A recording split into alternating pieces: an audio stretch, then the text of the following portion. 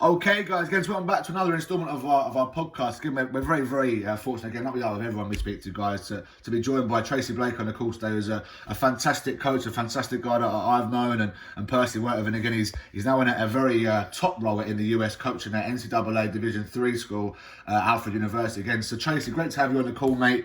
Really, really pleased to have you kind of share your insight. If we could just start from the beginning, Tracy, and just have you kind of introduce yourself and give us a bit of background information into Tracy Blake and obviously where you come from in terms of Bolton and your beloved Bolton, should we say, and obviously where you've got now, mate, and how you've got there, really, pal.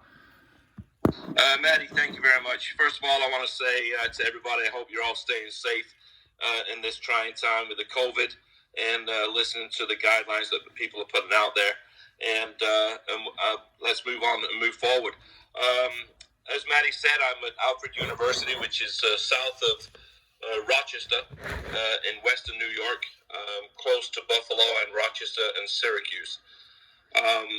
D3 school, I'm on the men's side, and it took me quite a while to get there. I was born in the States but raised in England. I managed to be on Bolton Wanderers. I would say their academy. It wasn't an academy back then. It was the A and B teams. And then I got an injury similar to Maddie and decided to come to the States and join the Air Force. From the Air Force, I ended up being stationed in Italy and ended up playing in the Italian Interregionale, which is the Italian Interregional League. It's similar, if you guys know, the Northern Premier League in England. It was a semi-pro league, and I played in that league for just about a year before I got restationed because I was in the military. I'm a USSF licensed coach. I've got the top license basically that you can get in the United States. And I've been involved in the game. As you can see, I'm not a young puppy. I've been involved in the game for about 58 years. Because that's as far back as I can remember. I've always had a ball at my feet. I've always been playing. And I'm really excited what I'm doing at Alfred University right now.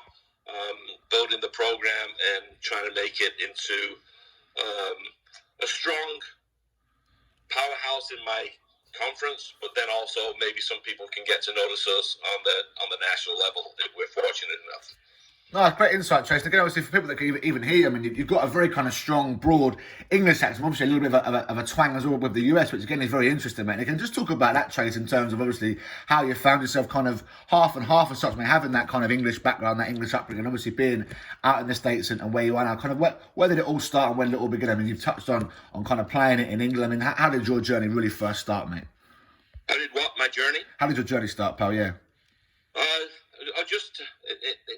The difference between England and the rest of the world in the United States is that football or soccer is our culture, and you get raised in the culture of your town and where you're from. And I was raised in a small village just next to Bolton, and I became a Bolton Wanderers fan. And Bolton is only 8 miles from Manchester, and it's only 32 miles from Liverpool. So, but you from your town, you stay in your town and you support your town team. And so I'm a Bolton Wanderers fan. Been involved in the game forever. Always had a ball. Always been playing. I got fortunate to play in some good leagues in the world. And when I was looking to do some coaching, and unfortunately, when I first came back to the States, where I was at, there wasn't any teams close. I was close to Chicago, but it would take me anywhere from an hour and a half to 2 hours to drive 30 miles. Jeez. Because of the traffic. So I decided not to do that. But then when I got stationed when we moved to Pittsburgh, a hotbed of football, I met a good friend of both Maddie and I, Mike Blatz, and started coaching at Century United. And then from there, I started getting my licenses. And because I always wanted to coach in college, and you had to have a degree to coach in college. So I got my degree and started doing volunteer coach at first. I spent $70,000 on getting a degree, and I was volunteering. But then I moved through the ranks, and fortunately 3 years ago, Alfred offered me a head coaching job. And I'm just having a blast. It's what I should be should have done years ago, but I'm glad I'm doing it now. Nah, that's brilliant, man. Again, that whole could have, would have, should, obviously, I know yourself very well, man. That kind of religious outlook you've got of football, of soccer, is obviously embedded in you from your time back home. And kind of just want to touch on that, mate, in terms of, going back to obviously Bolton and whatnot. I mean, you say that's your favourite kind of team, and again, it's great to kind of support your own club, and it is a religion, mate. The culture back home is different, and the States are trying to catch up, and obviously having someone like yourself on the call to give that insight is colossal. Let's kind of talk about your favourite all-time player traits. Who did you kind of really look at it in terms of playing, and why were they your favourite all-time player? Well, you'll like this because one of my favourite players of all time is somebody who doesn't get a lot of accolades. His name is Steve Perryman. Yeah, top player. A top player, a great ambassador for the game. 100%.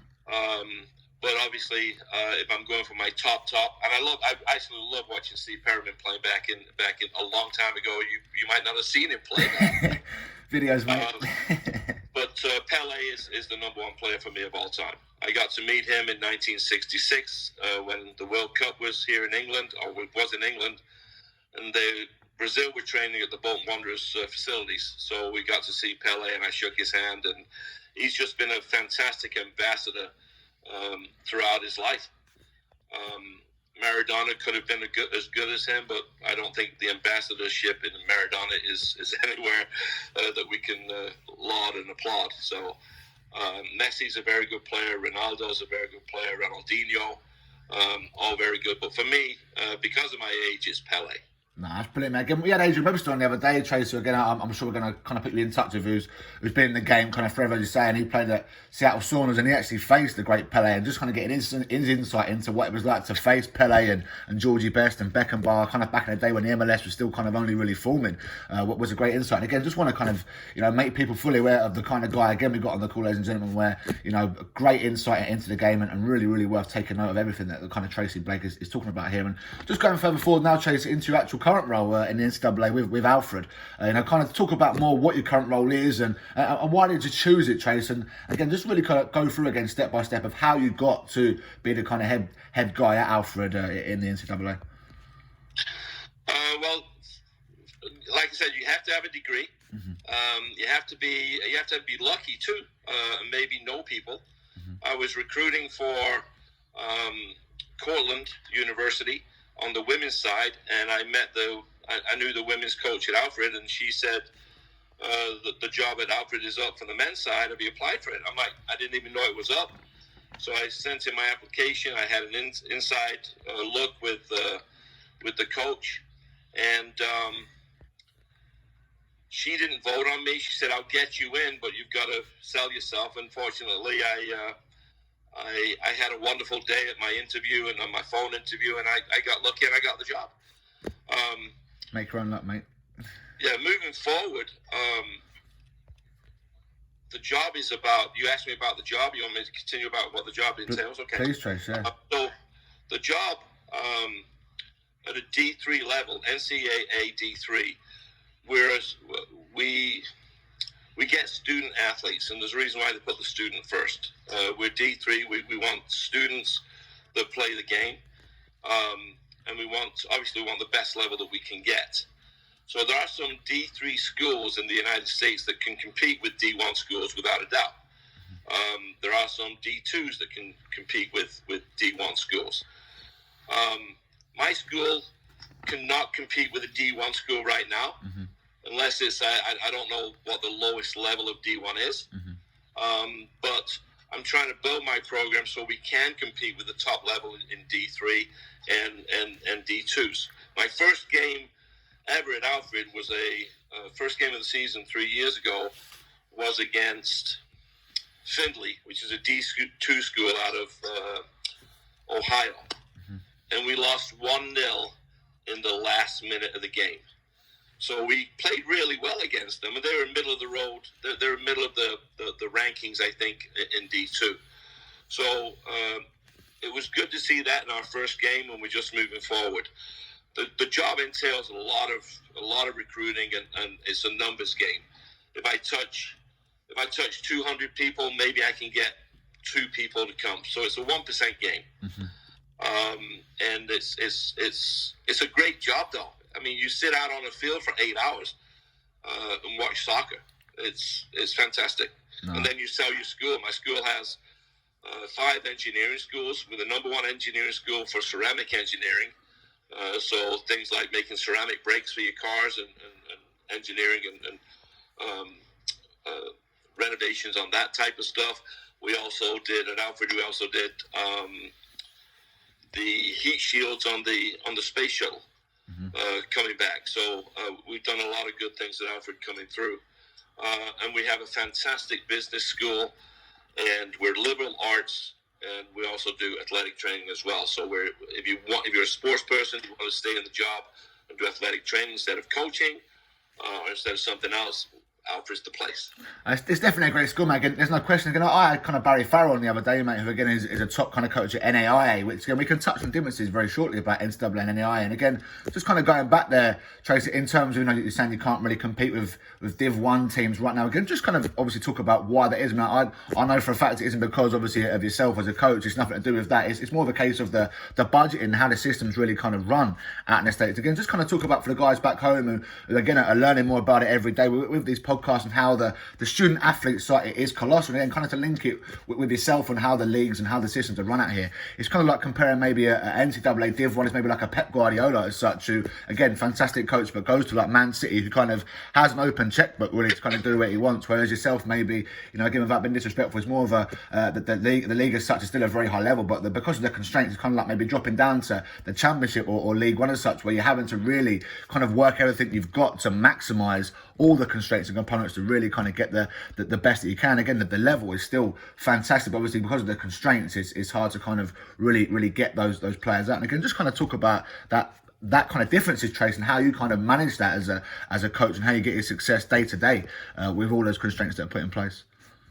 I think every coach from D1 to D3, NAIA, junior colleges, I think we all have our dream sheet of who we would like. But the difference between D1 and D3 and D2 and D3, D1 have scholarships, and they have the icing on the cake, maybe the free ride. I know players still do get free rides, but it's very, very limited. And there's not a lot of, I think there's, I can't remember, maybe 300 D1s in the United States. It might be less. I can't remember. There's a good few, mate, yeah. Sorry? There's a good few of them, mate. You're right. There's loads of them. You're completely right. Yeah, but there's 2,000 D3. There we go. So there's not a lot of, and D1s, if they get the full allotment of scholarships, I think it's 11. It might be 12. I actually can't remember, but it's that they can give this money away, and they could give, let's say they have 10 tickets. They can split the tickets up and give half a ride to 20 people. So they can get 20 good players, and maybe the cost to go to that university would then only be like $25,000, which is a lot of money. Now, I know when people come from England and from countries where they don't promote your education overseas, the English people like to have a little bit more money and more of a ride, and they'll give it to them if they're good enough. They'll get that money. D2s, I think you can go up to 7, and D3s you can't get any for athletics, but you can still get academics. Now, a good school is my school's a great school, but if you talked about Carnegie Mellon, is a D3 school in Pittsburgh. Brain surgeons go there. And if you're a soccer player and you get accepted at Carnegie Mellon, you'll probably go there because that's going to be your career when you get out. And Carnegie Mellon's got a fantastic program. University of Rochester, real close to Alfred, has a fantastic program too, D3. Alfred we have a fantastic school, and we're getting a fantastic program. I think we'll compete with the Rochesters and the Cortlands of Western New York in a couple of years, because I'm getting some good players that are coming in that want engineering and I've seen what Alfred can do in the engineering side and the business side. Our business school our network is fantastic. So the hardest thing is players want the money for their abilities. Exactly. So I will see a player that it'll cost $50,000 to go to a D1 school, and they'll get half a ride, so they'll only have to pay $25,000 only. Yeah, at Alfred, if I'm talking about United States players, at Alfred, they'll have fantastic academics, and we can get them in for maybe $20,000. So less than Trace, really, you know. They will go to the D1 because they want that D1 experience. The experience at Alfred is not as hard as a D1 experience, but the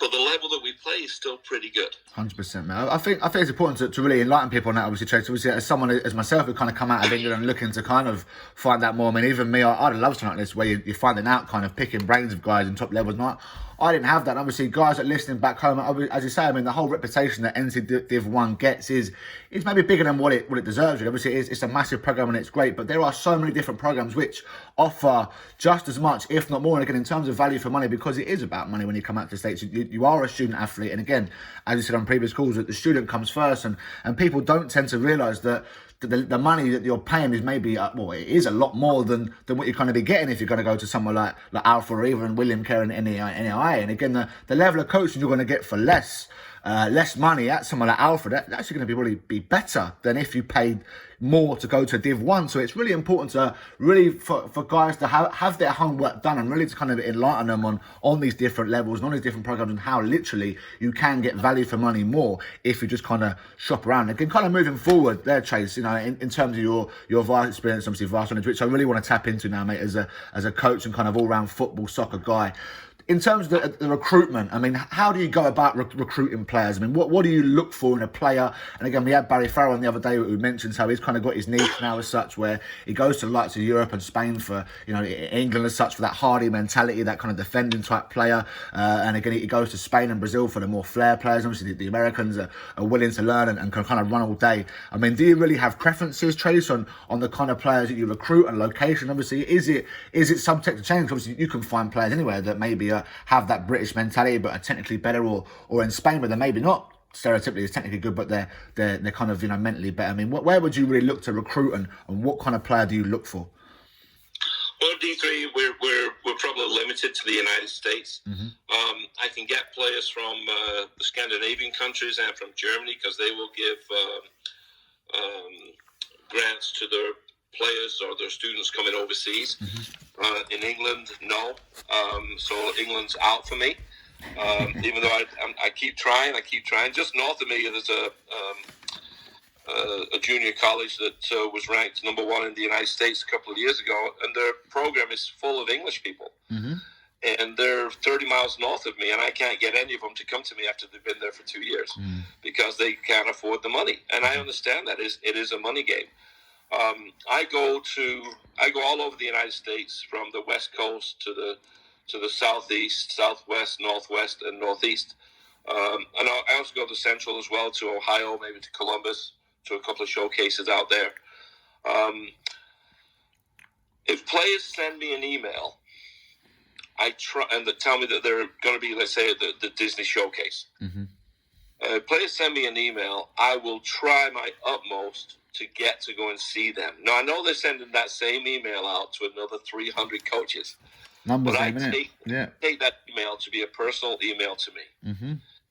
Because I think that's the way to do my job. Of course. So, and I try, and I'm batting 99%. So if I get 40 email to go to Disney, I'll see 39, 40 of them players in the 3-4 days. What I'm looking for a player is, if I can get there, like the first game, I can normally get there as they're warming up. So I can see how that player warms up. He sent me his name and his number. And so I'm seeing how he warms up, how he interacts with his team. And then I'm watching his game. For me, what I'm watching is, do they do the right thing on and off the ball? Simple as that. And do they have the right attitude? I don't care if they score 15 goals. I don't care if they make 15 mistakes. I'm looking what they're trying to do and seeing if they have vision and technical and tactical ability. No, brilliant, mate. Again, it's great insight. As I say, I mean, you're looking for guys that are coachable and guys that really want to learn. And obviously, they might not be the finished product, but again, with someone like yourself, again, I think it's abundantly clear, Tracy, and even on the short time we've had you on this call, you're very thorough, mate. And obviously, you're someone who knows the game very well. And even with myself, I mean, I can remember as soon as I met you, you couldn't do enough for me. Again, we were having chats straight away, and we were talking football, soccer at a high level straight away from the times that we met. And again, it's interesting to talk about how you're trying to kind of tap into the English market, but obviously there's so many rules and constraints. And even as someone as myself, Trace, who's kind of gone through the whole process myself and done it myself, there are grants out there. Obviously, you're looking at NCAA Div 3, where Scandinavian guys have got grants. There are grants in the UK, which again, with a little bit of homework, with a little bit of help, a little bit of introducing you to the right people, it's there. And I know that if there's any way that you can get somebody from the UK out to your school, you will do it, and you will help them massively. And the program it is massive. And again, the email we'll share with obviously people, viewers listening on this call. We'll share it with them in the bios. You can kind of reach out to Tracy yourself and speak with him directly. And again, really start to kind of look through the process of how to get these grants to kind of get yourself out there. And again, as you said before, the value for money is such, which it is with kind of US programs. Again, it is anywhere, Div 1, NCAA, NAI, wherever. You kind of invest that money, and it is a big commitment. We had kind of parents on previously who've talked about that commitment. But again, as we say, it's so important to get the right program and really kind of get the right person for you, which clearly you're illustrating that you are, mate, and I know you are. And again, leading more onto the coaching side now, Trace. I mean, we talk about how thorough you are. We talk about how you kind of leave no stone unturned. And again, your insight is massive. I mean, what would you kind of say it takes to make it as a coach? And who is your favourite all-time coach and why? Let's kind of really get into the coaching side a bit now, Trace. Well, I think you need I think the number one trait of a coach is adaptability. Mm-hmm. I think you have to be adaptable in what you're seeing and what you're doing. You can't just have blinkers on and go and just keep hammering and it's not working. You've got to be adaptable. So when I'm looking at when I'm scouting a team that I'm playing against, I'm looking what their weaknesses are and what their strengths are, and I want to exploit their weaknesses and minimize their strengths. And so in a game, if I see something going on that I've not seen before, I will be adaptable. I might make a change earlier on a substitute than I would normally do. Mm-hmm. In the US, we can do a little bit more changes than we can in England, and so that helps. But I'm looking on the coaching side of it too. I think education is big, especially if you want to get paid to coach. Mm-hmm. I think getting your licenses, either the UEFA or the FA badges, Irish, KNVB from Holland, whichever license you want to get. I think licensing is good because it does affect how you handle your job. Of course. And you learn more from the people that are getting their licenses than you do from the coach that's given the license. Mm-hmm. I educate coaches for the USSF. And I get a lot out of it from the coaches that come to my classes. So I really enjoy it, and I learn a lot. And I tell them that you're going to learn from everybody else, not me. I don't have all the answers. We're a group. Nobody has. Pep Guardiola doesn't have a secret. He just presents his product in a way that the lads understand really well. Mm-hmm. And he gets players that understand the product that he's presenting. Mm-hmm. So that's what we're all trying to do. No, I see it, mate. Again, obviously you mentioned Pep there was a high-level coach. And we had Jody Brown on the call the other day, mate, who's, again, been at academy level, high level, and is now kind of non-league and pro management. And we were talking about Danny Cowling, obviously Huddersfield Town, and just talking about the importance of how, people that maybe haven't been in the game and whatnot, even as guys myself who've come through it as a kid, you're looking for what kind of sets them apart, and is it a magic wand? And as you say, it really isn't. It's a case that they do the simple things right consistently, and it's about doing the simple things right over and over again. And I want to just touch there on Trace. Obviously, you mentioned Pep Guardiola and whatnot, and the differences between obviously the UK and European game and over here, because obviously in youth football and youth soccer now in the UK, it's probably it has gone the complete opposite way to the US, where it's all about development now. And again, we were talking to Jody where he's now saying that the philosophy as such of, examples in a game situation where he was saying he was at a pro club coaching and they were playing Arsenal, and their philosophy at the pro club he was at was to play out from the back. And now Arsenal, again, very quickly, very obviously, locked on to the players and pressed high. And again, his team couldn't get out. And they're trying to play out from the back, play out from the back, play out from the back. And they were 6-0 down at half time. And again, that whole philosophy side is trying to take out the whole command toggle stick US style, which again was kind of in the UK before, but it's now replaced it with a robotic side where decision making has now been taken out of the game, and decision making is what kind of it's massive in any walk of life. If you can't make the right decision, you're not going to get the right outcome, and doing the same thing over and over again, expecting a different outcome, is insanity. And I just want to talk about, Trace, obviously your level now in terms of NCAA. It is more of a results business. Obviously, you're looking at the performance, looking at the level to kind of get there, but again, how important is it to go and win, Trace, and how important is it to have that winning mindset and mentality, just to not play, and develop, but to develop and play it, and to develop a way to go and win the game in men's football, men's soccer? Yeah, well, obviously it's important because especially in D1 and D2, it's more important there as you go down. But if you're a D3 coach and you had 2 years of 0 wins, you might not be there much longer. Mm-hmm. So it is a winning game. It is a sport that we want to win. And if you have a lot of losses, it's tough to get players. Mm-hmm. So in my position over the last 3 years, we've done pretty good in our conference. Mm-hmm. And we've done not good at all out of conference. True, we've not. And what it is, though, is I use the squad as a squad. And it's like in England where you're playing for the championship, and then you have an FA Cup game against a non-leaguer. You might play some of your junior players. Mm-hmm. And I don't have junior players at Alfred, but I do have players that don't get as much minutes in conference than they do out of conference. So I'll play them players to try and develop them out of conference. Of course. If we had a system where we could play maybe once a week, mm-hmm. Instead of twice a week, I think it would change then. I would have I might even have a JV team, mm-hmm. And have them playing as well, so that they get the experience. But in conference is where I look at my record. I look at what have I done in conference. Now, the first year we didn't make the playoffs. When I was there, the second year we made the playoffs but got knocked out in the semi-final, mm-hmm. and last year we made the playoffs and we lost in the final. So this year I'm hoping to go one more and make it to the NCAA tournament. Mm-hmm. Of course, everyone in the conference is hoping to do the same thing. So it's a challenge every year, and it's the fact that I'm fortunate. I've only lost 3 players. I lost 4 players, but only 3 of them played. And I had a really good recruiting year last year. I brought in 12 players last year. So in the rebuilding phase of Alfred, I think we're with this next year coming in with this 2020 class coming in, I think the rebuild will be finished. Oh, brilliant, mate. And so I hate losing like everybody.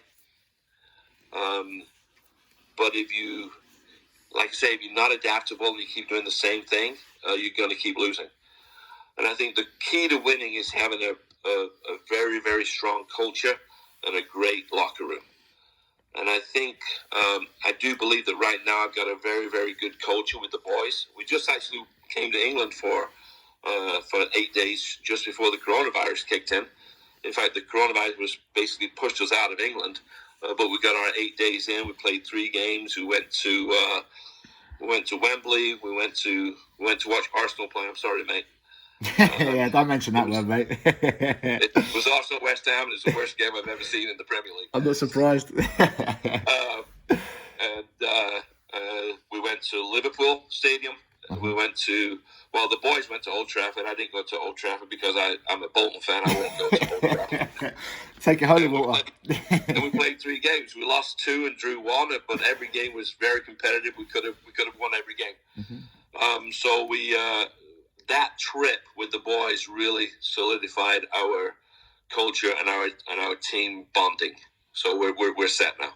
No, that's interesting. And I think it's interesting you talk about the competitiveness and how over in the States the level really is catching up in terms of the whole round game. I mean, in the UK now it's kind of gone the flip side where it's all about development. And again, if you're just kind of developing to develop players rather than winning, like Johnny Brown said, I mean, you're kind of just developing players for an academy and not even for the first team. The whole point of developing players is to develop them to get in the first team to then go and win. That's the whole point of doing it. Whereas in the US, maybe the focus has been in years gone by and still a little bit too much on just results.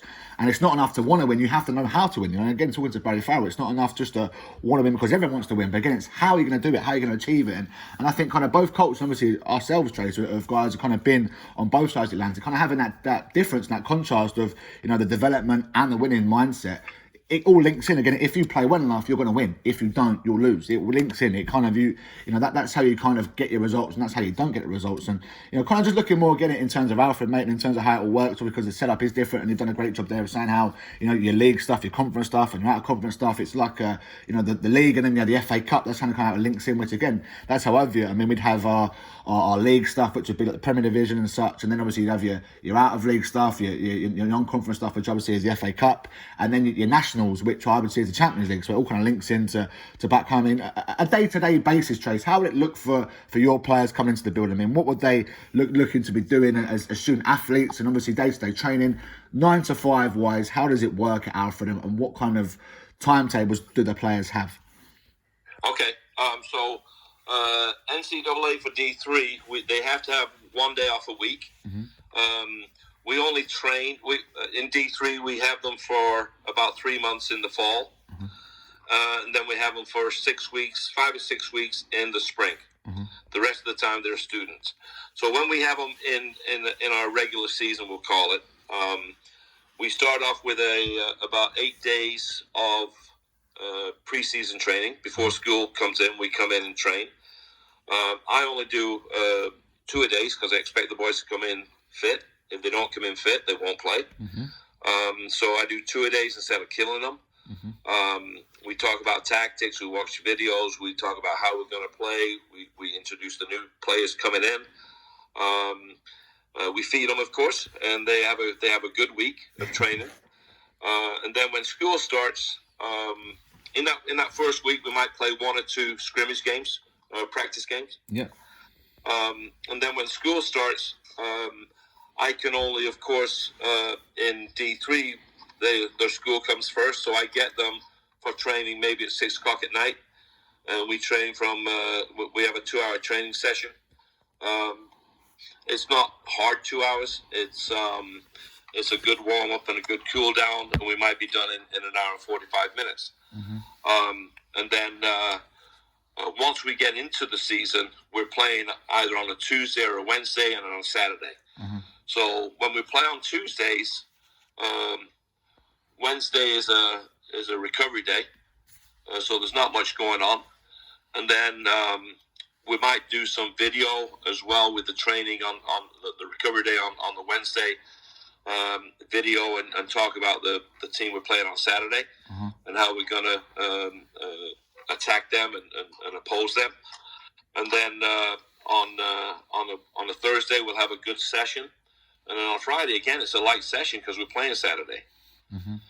After we play on Saturday, Sunday is a day off. And what happens is the captains normally take the team to the pool, and they go in the pool for an hour, mm-hmm. just to get their muscles together. We do have strength and conditioning. In season, it's it's just maintenance. Mm-hmm. We don't do much on the legs unless they're injured.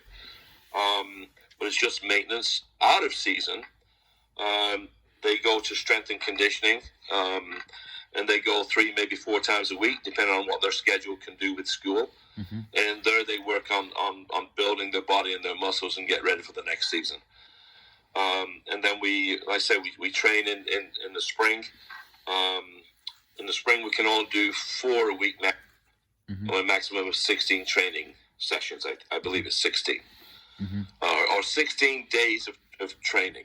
Mm-hmm. So if we had a Sunday, I could go in the morning and the afternoon, but I don't. I just do 1 session. No, again, it's great insight, Tracy. Obviously, speaking of Barry Farrell the other day, he kind of gave a great insight into how the collegiate system works. And again, how I link it to back home, man, the setup still very much is kind of school football, where for 4 months of the year, you are at it, non-stop. And obviously, schoolwork's important. And then obviously, once your school season is finished, then you've got the off-season as such, which really isn't the off-season. You're kind of doing your training again. You're still playing, you're doing games. And again, it's kind of a link really between kind of school football and pro football, because how it's run out here, it's not school football. It is literally professional. Again, the way you run it, as you just given insight there, that's kind of a Jose Mourinho, Pep Guardiola kind of timetable, where the players are getting looked after comprehensively. And again, obviously the importance for the English guys and the European guys to know that student athlete really is the term. And again, you're out here obviously to play and you get all that help, but if you're not going to be good in the classroom, like on the pitch, if you're not going to perform well, you won't play. And if you're not going to perform in the classroom, you won't play. There are those constraints. And again, without trying to kind of make people too nervous, I've kind of gone through the program myself, and you're like, well, how difficult is it to get these degrees? And again, the support that you get on the pitch is massive, but the support you get off the pitch, or in the classroom, and someone like yourself is going to be doing everything they can to help the players get their degree. And again, there's such support out there, but the importance of player ownership and responsibility, you will kind of go there, and you will have to grow up quickly. And again, if you don't, the consequences are there for all to see. I just want to, how can you touch on that, Tracy? Advice you give to kids there?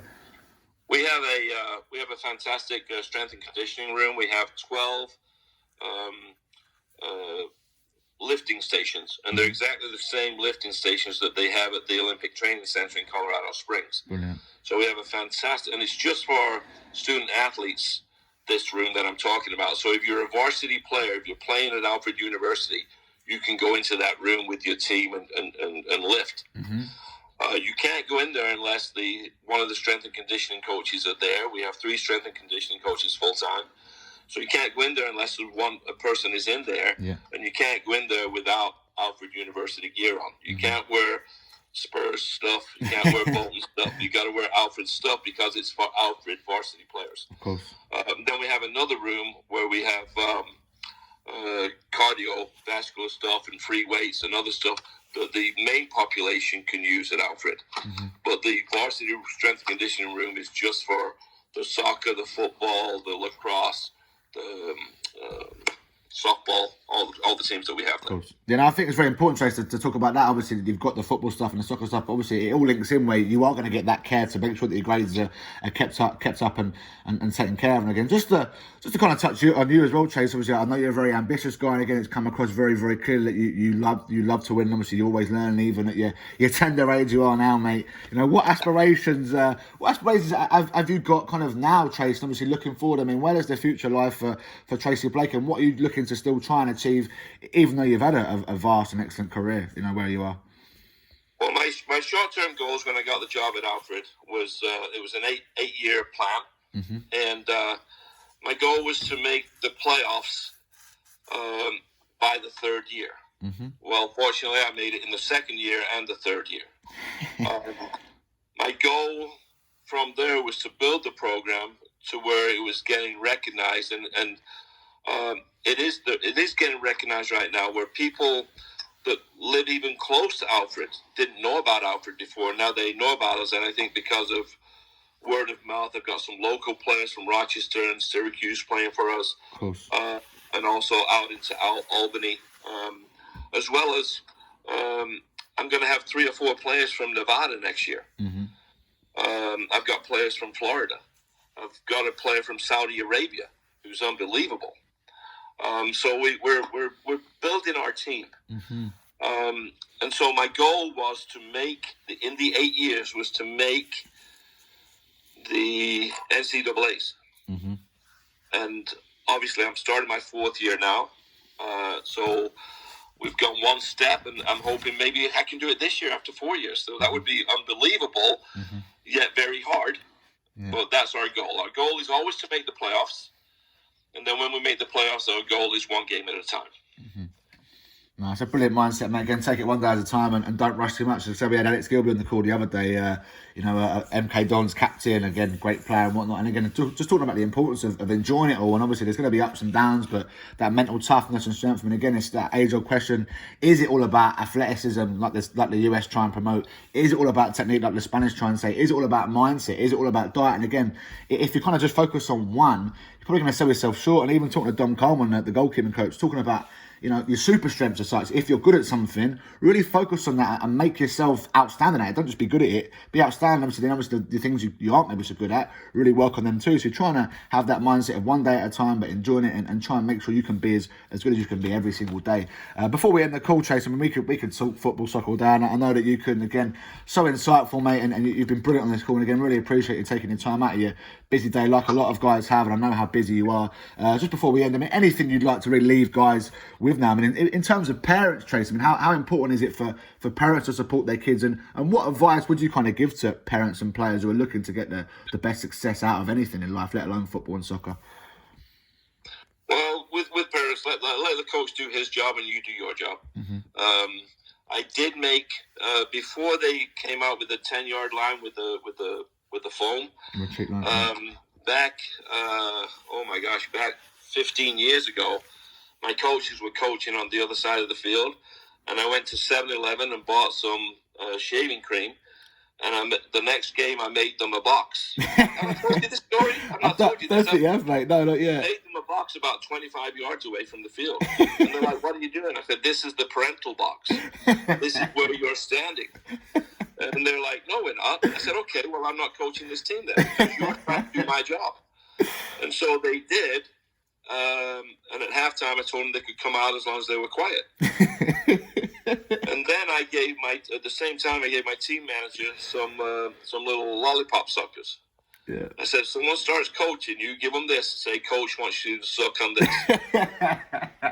So that's how I handle my parents. I'm down to earth. I'm straightforward. Yeah. There's only gray here and here. Everything else black and white. Talking about players honing their talents. David Beckham. Mm-hmm. No speed. Mm-hmm. Not good in the air. Mm-hmm. Not a good tackler. Not really a good goal scorer. Sounds quite limited, to be honest, the portrayal you're giving. So 4 of the 5 things that I've just... But his attitude and his tactical knowledge on the game, his technical ability was good. Mm-hmm. But, man, he could pass the ball and he could hit some free kicks.